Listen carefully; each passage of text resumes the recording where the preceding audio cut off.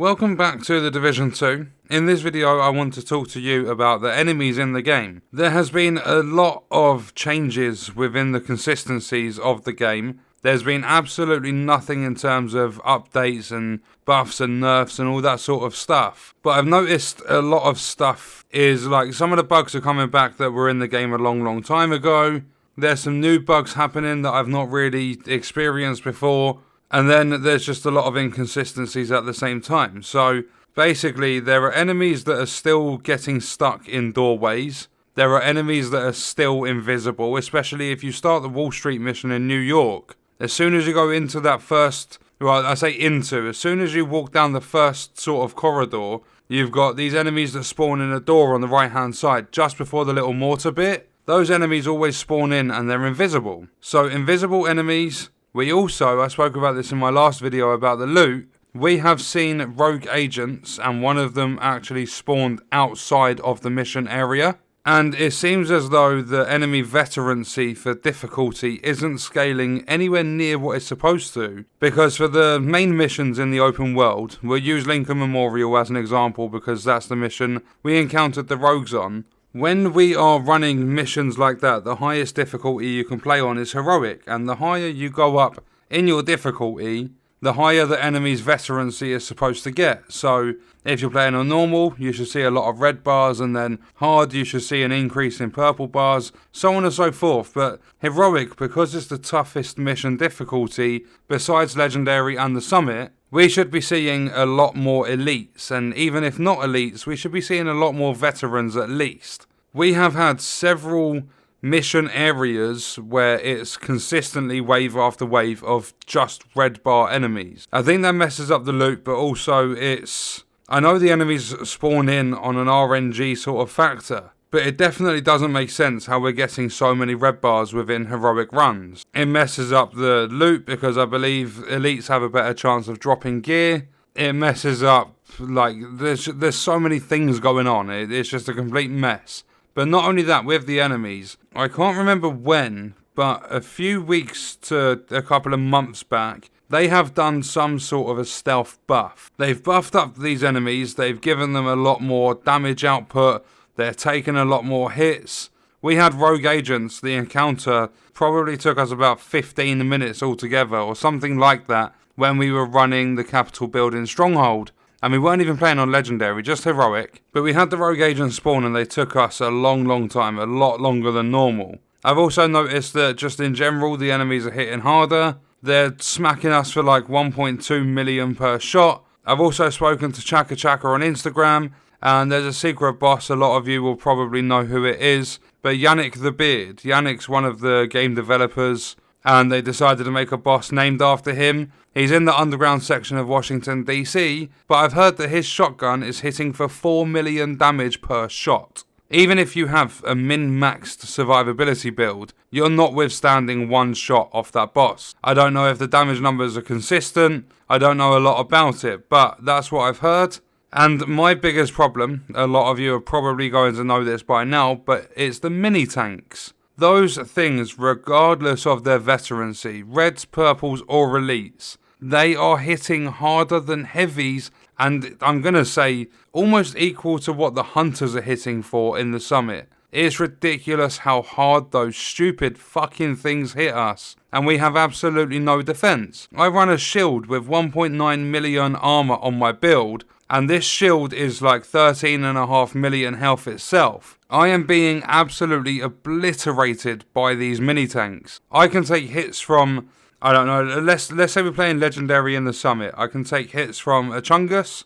I can take hits from Grenadiers spamming their nades. I can take hits from Russia's shotguns. I can take hits from medics shooting SMGs at me. I am only taking about half the damage with a group of enemies hitting me as what I am with one mini-tank leathering round after round into my build. I honestly think they've stealth buffed these enemies, and they've done it very sneakily, so the only players that have a lot of hours in the game are really going to notice the difference.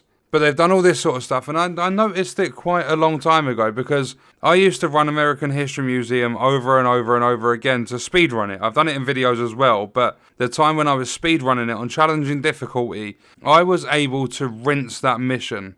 I knew it, like I know it off the back of my hand. And I used to run that mission several times a day with no problems on challenging. Now if I'm trying to run through it on challenging, I'm getting my ass handed to me. If I try it on heroic, it's next to a nightmare. It's so tough to do. But I believe they've done these stealth buffs and they've made all the enemies hit harder, so that it's all sneaky, there's no patch notes for it or anything like that. Then all of a sudden, they'll take on some feedback. Oh, the enemies are hitting too hard. Oh, we'll look into it. It's not working as intended. They'll do a public update and they'll say, oh, we've lowered the damage output on the enemies, which is something they should have done from the get-go with Warlords. But they'll do that and make it public so that it looks better for them. That's what they've always done within this company. It's like a job security type thing. They always break stuff within this game so that the next time they have an update, they can make some fixes, and then they like have to break it again the next update,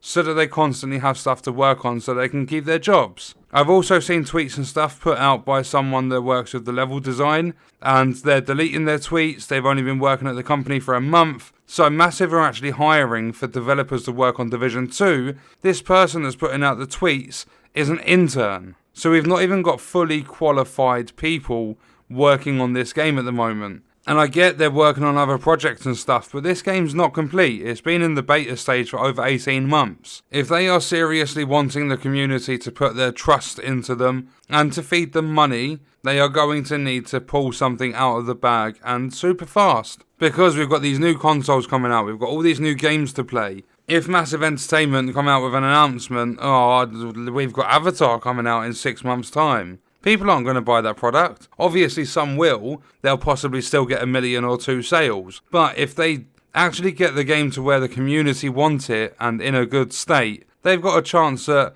I don't know, maybe times in those sales by 10. Having 20 million sales instead of 2. When you're working, when it's a business that you're involved in and it's something where you can build up a community sort of thing, you have to have people trust you. There's no other way to do it. What is the point of putting out absolutely shit stuff and lying about things all the time when you're just going to annoy more people than you're going to make happy? You're only ever going to have your die-hard fans and the fanboys and stuff. Like, they're going to be the biggest group of people around, and them groups of people aren't big. You might have a couple of thousand fanboys for Division 2, but you've got a few million people that are wanting to play this game and refuse to because of the state it's in. They need to listen to community feedback. They need to start doing that very, very fast. They need to sort out these enemies. They need to sort out the loot. They need to give new content, not just seasonal content. The summit, I don't get what's going on with that either, because it took them months and months to create. Then all of a sudden they can do all of these changes in 2 weeks.